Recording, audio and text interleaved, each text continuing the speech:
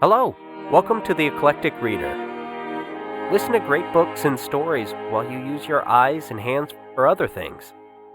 Now here's your host, Madison Mason. Hi there, Madison Mason here. Thanks so much for your support. Now here's chapter 57 of The Gray Quarry Boys. The Gray Quarry Boys, chapter 57, A Nice Boy. Charles Davenport screamed like a woman and jumped back against his door, his keys flying through the air. "Oh my God!" he gasped, holding an elegant hand to his chest. Buddy picked up the keys and handed them back to the quaking insurance man. "Oh, sorry, I didn't mean to scare you." Who are you? What do you want?" "I'm Buddy James, Sue Marie's friend." "Who?" "Buddy, is Sue Marie here?" Sorrel squinted in the dark, then smiled slightly. His voice took on an oily quality. "Oh, I remember. We met before, didn't we?" "Yes, sir. Where's Sue Marie?" "Yes, you're that young boy." "Well, she's not here." "Oh, where is she?" Yes, she's not feeling well, Buddy. She went to visit her aunt in Oklahoma. I just put her on the train in Charlotte." "Oh, Oklahoma?" "That's right." "Well, now, it's late. Well, when's she coming back, Mr. Davenport?" "Well, that's hard to say. She may not be back. She may stay, you see, for a rest." "In Oklahoma?" "That's right. Well, good night now." Sorrels nervously tried to open the door. Finally, the key slid in and the door opened. He reached inside and flipped on the porch light. "Good night now," he smiled and stepped inside. "Mr. Davenport." "Yes, Buddy. Uh, can I come in for a minute?" Sorrels looked surprised. He scanned the boy tip to toe and looked cautiously up and down the street. "Well, of course, Buddy, but only for a little. Come on in. I could use a little company. You're a nice boy." They stepped inside and Sorrels closed the door.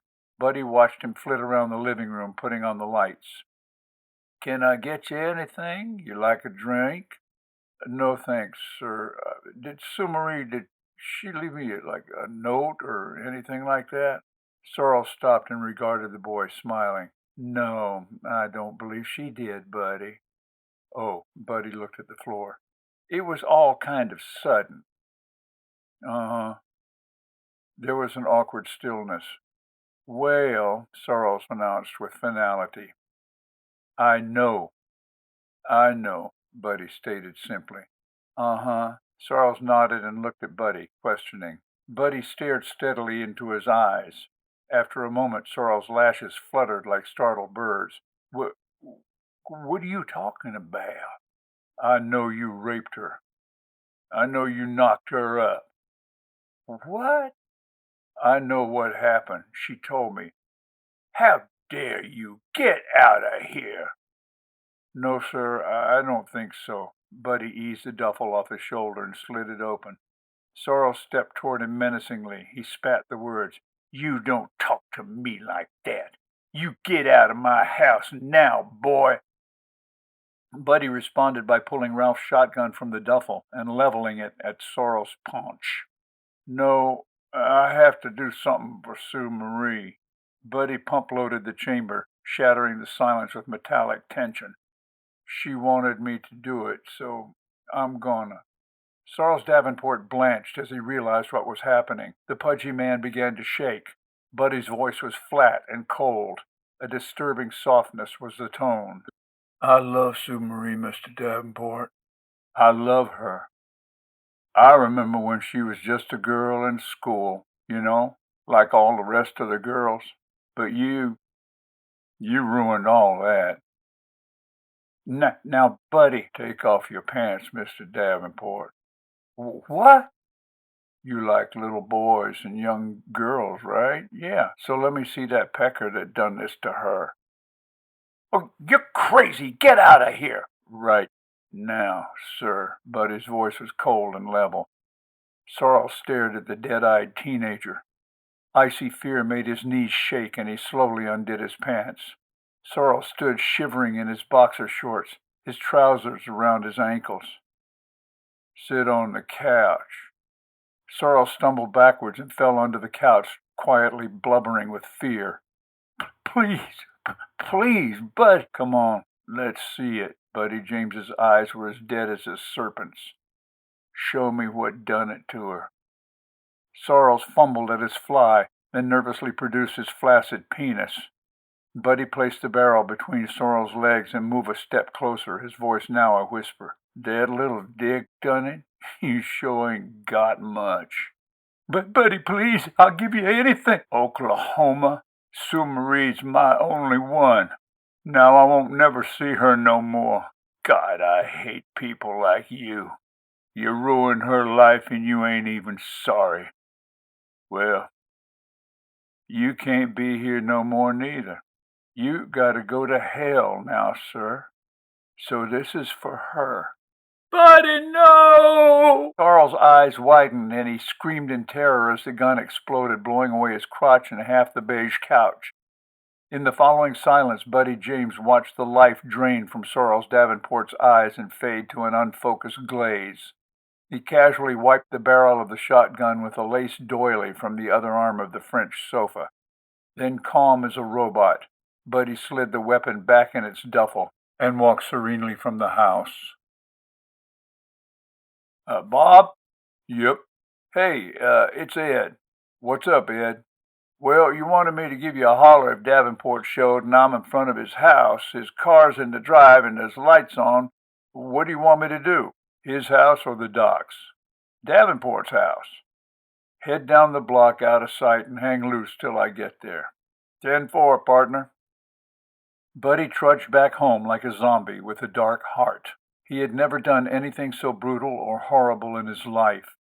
He had always had a mean streak and enjoyed punching kids when he could get away with it, like that Morton kid that time. He even liked a knockdown, bone-scraping fight in the dirt if he thought he could win, but afterwards he always felt bad about it. Some soft place inside him hated to hurt a person. Sorrel's Davenport deserved what he got. Still, it bothered him. "Reckon it's in my blood, me and Mama," he mumbled aloud to himself in the darkness as his heels scraped back down the road into Gray Quarry. "Nothing to live for now. That's the damn truth." When he arrived at Mill Road, Buddy sneaked behind old man Rangel's house and around to his garage. Very quietly, he slid open the white wooden door and slipped inside. He felt his way until he found where he left Rangel's lawnmower, then sniffed until he located the gasoline can and lifted it. There were still about 4 gallons left from when he had filled it last week.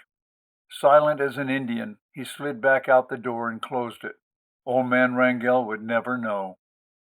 When he got back to 506, the radio was off. Ralph Scanlon must be home and mad as hell. Around the back of the house, Buddy peered in the window. Ralph was lying on his bed in his undershorts, black socks, and a white T-shirt. He was drunk and muttering to himself loudly as if someone else was in the room, and he smoked and slugged out of a bottle and read the newspaper. He would pass out soon. It would be a bad idea to go in yet, so Buddy waited, his back against the cold wall. No hurry.